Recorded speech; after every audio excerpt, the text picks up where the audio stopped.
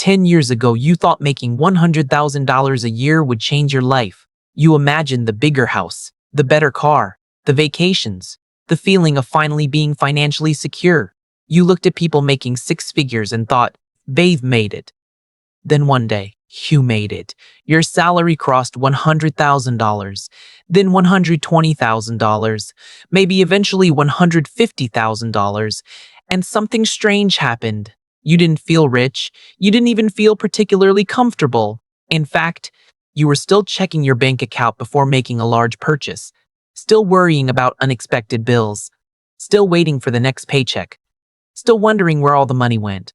Your income had doubled, but your financial freedom barely moved. So what happened? The answer isn't always that you don't make enough money. Sometimes, you simply became more expensive to maintain. Imagine a 38-year-old man named David. 10 years ago, David was making about $55,000 a year.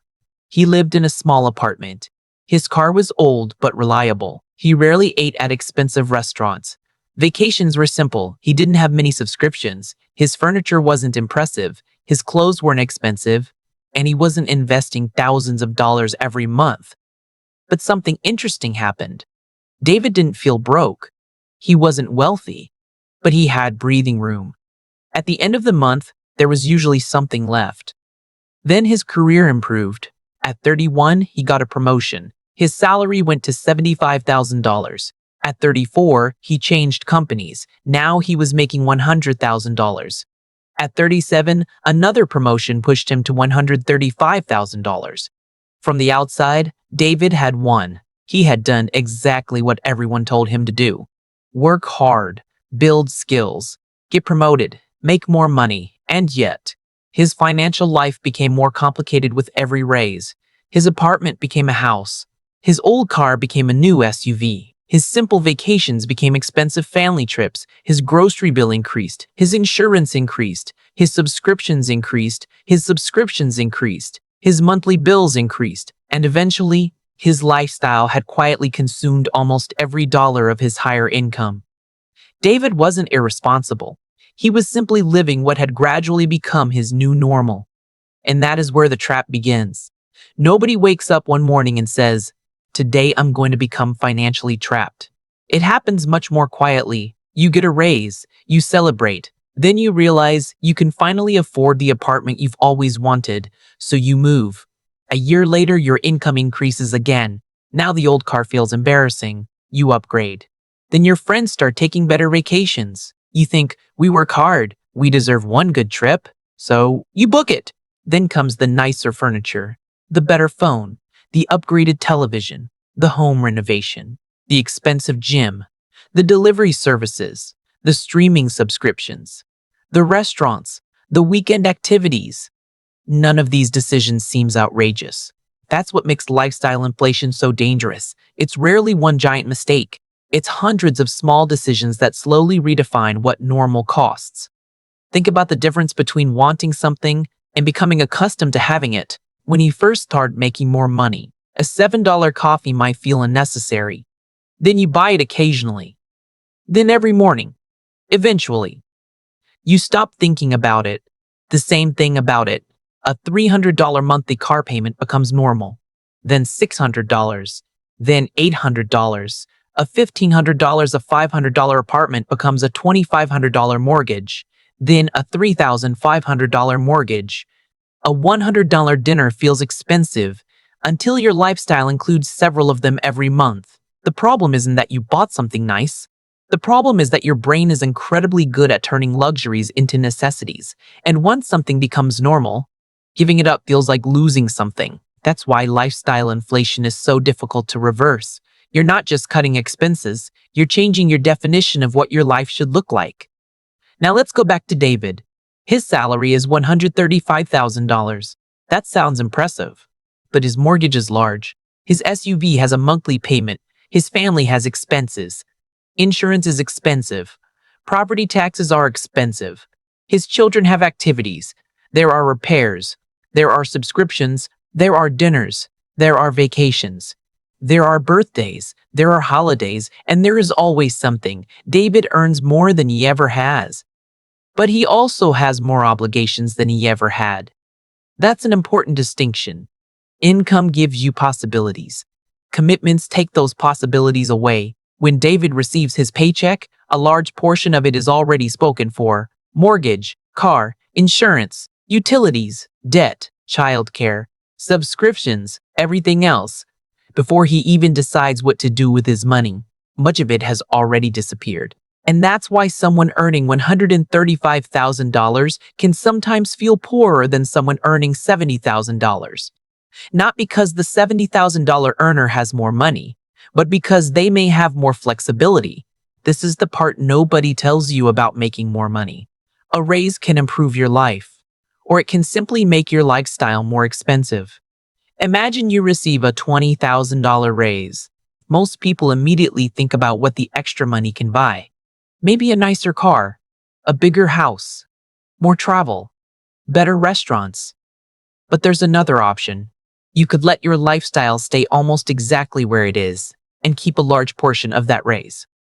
Suddenly, the extra $20,000 isn't just income, it's freedom. It can become an emergency fund, an investment, a debt payment, a future house deposit, a year of retirement contributions, or simply a financial cushion that allows you to sleep better. That is the difference between earning more and becoming wealthier. Because wealth isn't your salary is what you are paid. Wealth is what you get to keep. You can earn $200,000 and have almost nothing left after your lifestyle. Or you can earn $90,000 and steadily build savings and investments. One person looks richer, the other person may actually have more freedom. And freedom is the real objective.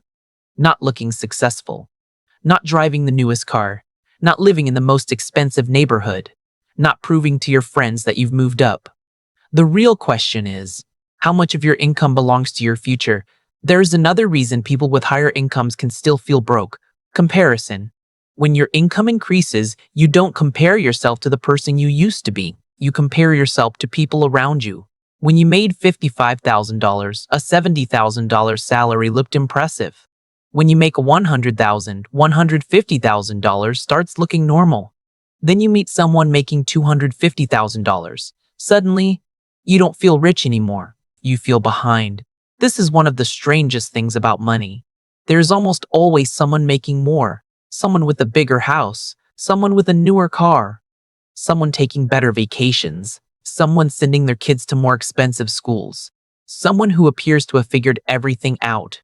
And if you use other people's lifestyles as the benchmark for your own success, you can spend your entire life chasing a finish line that keeps moving. David eventually notices something. His salary is higher than ever. But his anxiety hasn't disappeared. He thought earning more would make him feel safe. Instead, it created a larger lifestyle that now requires more protection. When he was making $55,000, losing his job would have been difficult. Now he makes $135,000.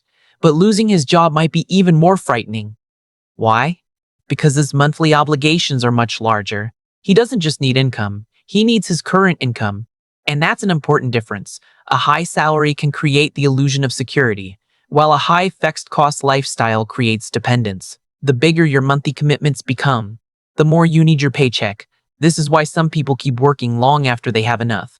Not because they love their jobs, not because they need another luxury, but because they built a life that their paycheck has to continuously support. The house needs the paycheck. The cars need the paycheck. The lifestyle needs the paycheck. The lifestyle needs the paycheck. The vacations need the paycheck. The expectations need the paycheck. And suddenly, the person who thought they were buying freedom with higher income has actually purchased more obligations. That's the trap. Now imagine David makes one small change. He doesn't sell everything. He doesn't move into a tiny apartment. He doesn't stop enjoying life. He simply decides that his next raise will not automatically become a new expense. His salary increases from $135,000 to $150,000 to $150,000. Instead of upgrading his lifestyle immediately, he keeps most of the difference. The money starts accumulating. His emergency fund grows, his investments grow, his debt falls, and something unexpected happens. He starts feeling richer. without buying anything new. Why? Because for the first time, his income is creating distance between him and financial stress. That's what wealth actually does. It creates distance. Distance between you and your next paycheck. Distance between you and your next emergency. Distance between you and debt. Distance between you and a job you hate. And eventually, distance between you and financial fear.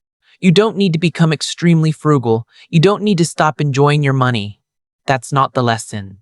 Money is meant to improve your life. The problem is when every increase in income immediately becomes an increase in spending. Instead of asking, how much more can I afford? Try asking, how much more freedom can this income create? That question changes everything. A $10,000 raise could buy a nicer car. Or it could buy you months of financial breathing room. A $30,000 bonus could fund an expensive vacation. Or it could eliminate a large portion of your debt.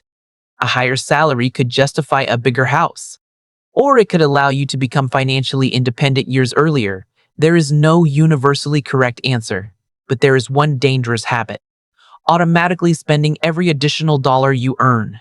And there's a particularly dangerous period for this. Your late 30s. You're earning more. Your career is becoming stronger. But your responsibilities are increasing at the same time. Marriage, children, mortgage, cars, career pressure, aging parents, college savings, retirement savings. This is often the decade when your income can rise dramatically, while your expenses rise just as quickly. That's why the financial decisions you make in your 30s can have enormous consequences later.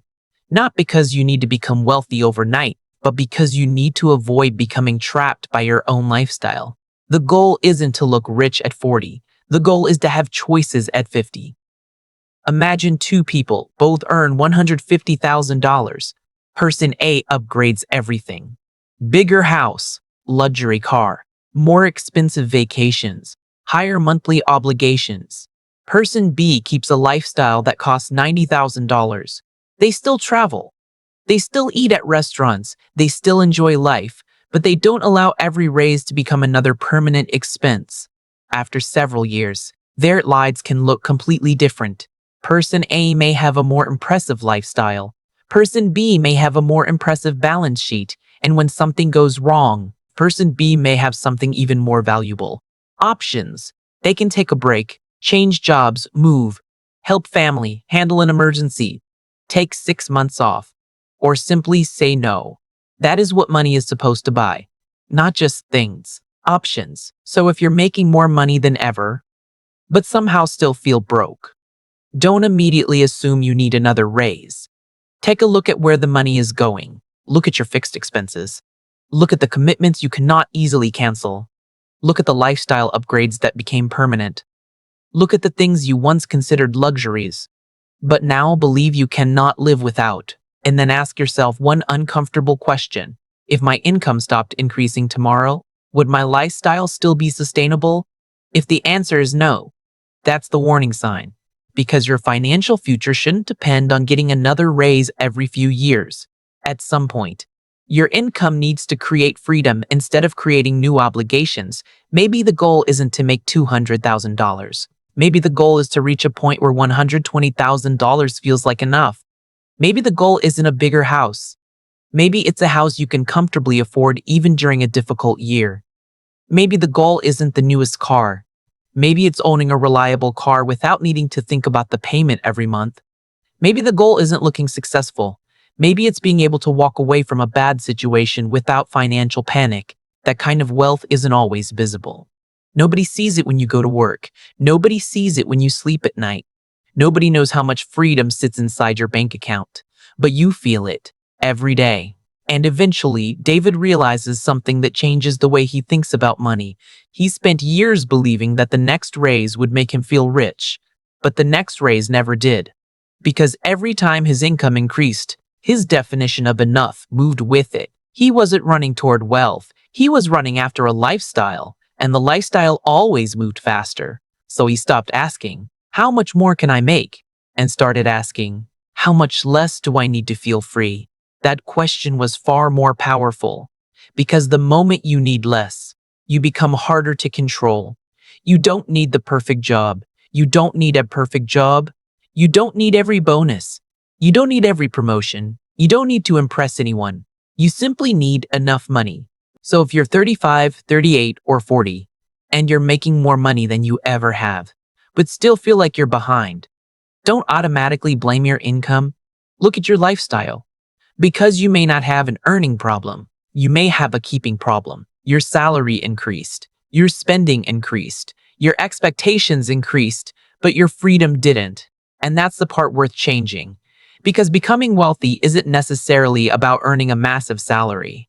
It's about creating a gap between what you earn and what you need. That gap is where your savings live. Your investments live there. Your emergency fund lives there. Your future lives there. And most importantly, your freedom lives there. So the next time you get a raise, don't ask yourself, what can I afford now? Ask a better question. How much of this raise can I turn into freedom? Because you can make more money every year and still feel broke. Or you can finally make your money work in the opposite direction, not to create a more expensive life, but to create a life you no longer need to escape from. And that is when earning more money finally starts making you richer